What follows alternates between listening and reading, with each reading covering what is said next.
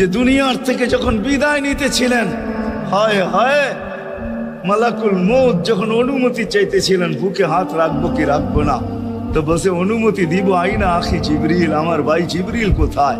তো বলছে দেখা আসছি ফি সামাইল উলা, প্রথম আকাশে। একটু পরে উনি সালাম দিয়া ঢুকছেন, ওনার চোখে পানি ছিল।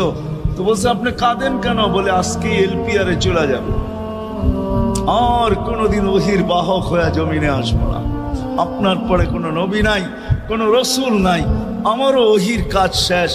ওহির সুবাদে কখনো কখনো নৈকট্যময় জায়গায় চলে যেতাম, আজ থেকে আর যাওয়া হবে না। আমার চোখে পানি। দীর্ঘ ১.৫ লক্ষ নবী, ৩১৩ জন রসুলের কাছে আমি নিয়ে আসছি। আজকে শেষ দিন, এই জন্য চোখে পানি। তো উনি উল্টা প্রশ্ন করছেন, আপনার চোখে পানি কেন? জিবরিল মালাকুল মউত দাঁড়ায় আছে, অনুমতি চাইতেছে বুকে হাত দেওয়ার জন্য। এখনো এক প্রশ্ন বাকি। বলছে সেটা কি? বলে ফামান লিবাদিলি উম্মতি। অথচ ৯ ঘরে চুলা জ্বালানোর মতো তেল ছিল। খাওয়া তো দূরের কথা, বাতি জ্বালানোর তেল ছিল না। আম্মা জান আয়েশা রাদিয়াল্লাহু তাআলা আনহা বলেন, যদি তেল থাকতো তো খিদার তাড়না এতটুক ছিল, আগে তেল পান করে নিতাম। হাদিস উঠায় দেখেন, লেখা আছে ৯ ঘর ছিল, ৯ ঘর। হাসান হোসাইন ক্ষুধার্ত ছিল, আলী ফাতেমা ক্ষুধার্ত। কারো জন্য কোনো চিন্তা নাই যে আমার পরে আমার ৯ ফ্যামিলির কি হবে, হাসানের কি হবে, হোসাইনের কি হবে, আলীর কি হবে, ফাতেমার কি হবে। যেই সময় চাইতেছেন ওই সময় বলতেছে জিবরিল আমার পরে উম্মতকে কে দেখা রাখবে? লানত আমাদের জিন্দেগির, লানত আমাদের জিন্দেগির উপরে। এমন জিন্দেগির থেকে জমিন ফাইটা মরা যাওয়া উচিত। আমি তো মাঝে মাঝে বলি আমাদের জমিনটা উল্টে যাওয়া উচিত, যে মৃত্যু সময় বলতেছে আমার উম্মতকে কে দেখা রাখবে। জিবরিল ছুটা গেছেন, ছুটা আসছেন, আল্লাহ জবাব পাঠাইছেন, লা আতরুকু উম্মাতাকা ফারদা ওয়ালা ওয়াহদা। বন্ধু চলে আসেন, আপনার উম্মতকে আমি দেখা রাখবো, আমি দেখা রাখবো। হায় হায়, সবাইকে সালাম দিছেন একবার বা দুইবার, সবার দুরুদ পড়ছেন তো আল্লাহ একবার বা দুইবার, সালাম পড়ছেন কোন নবী রসুলের উপরে একবার কি দুইবার।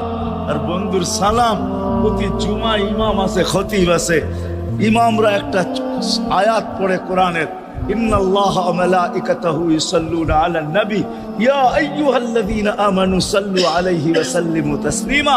এই আয়াত আমাকে অনেক কিছু বোঝায়।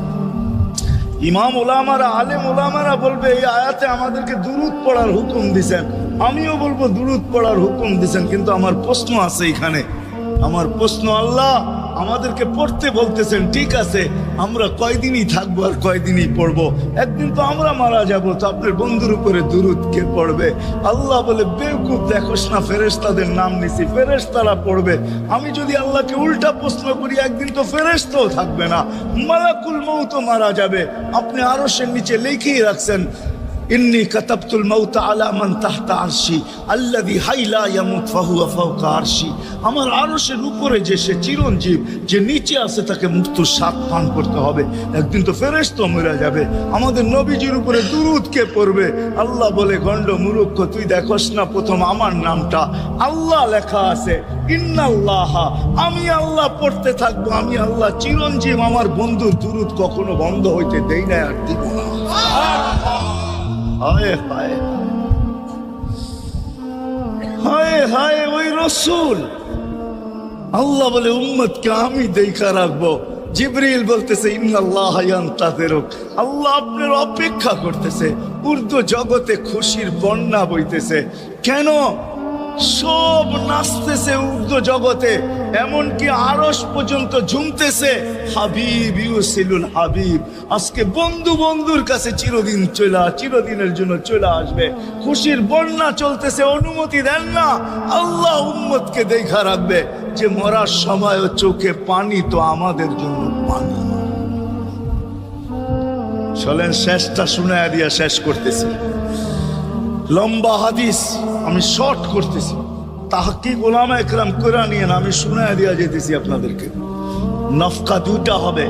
প্রথমটাকে বলে কিয়ামতের জন্য দুইবার সিংহায় ফু হবে, একবার ধ্বংসের জন্য, দ্বিতীয়টা হবে নফখাতুন নুশুর বলে এটাকে, দ্বিতীয়টা আমাদেরকে কবর থেকে উঠানোর জন্য হবে। কিন্তু সব মারা যাবে, আল্লাহ চারজনকে পয়দা করবেন কুদরত দিয়া, জিবরিল, মিকাইল, ইসরাফিল, মালাকুল মউত, তিনজন চারজনকে পয়দা করবেন।